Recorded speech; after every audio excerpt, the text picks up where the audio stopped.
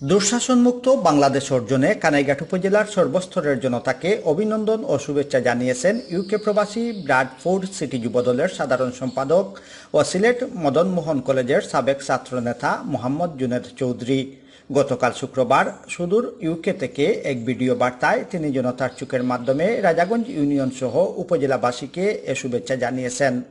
শুভেচ্ছা বার্তায় মোহাম্মদ জুনেদ চৌধুরী বলেন, রক্তক্ষয়ী সংঘর্ষের পর শত শত লাশের বিনিময়ে আওয়ামী দুঃশাসন মুক্ত নতুন এক বিজয় অর্জিত হয়েছে।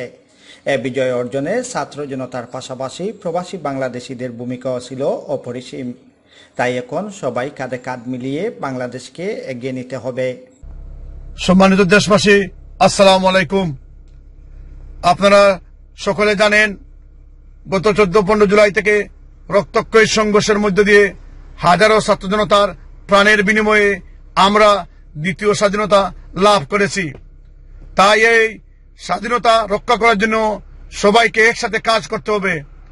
আমরাও ইংল্যান্ডের মাটি থেকে, ব্রাডফোর্ড সিটি থেকে আমরা আওয়াজ তুলেছিলাম। আমরাও এই ছাত্রদের আন্দোলনের সমর্থন জানিয়ে আমরাও আন্দোলন করেছিলাম।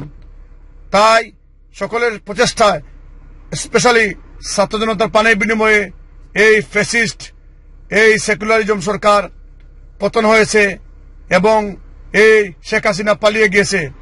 তাই আমরা সকলে কাঁধে কাঁধ মিলিয়ে আমরা দেশকে এগিয়ে নিয়ে যাব ইনশাআল্লাহ।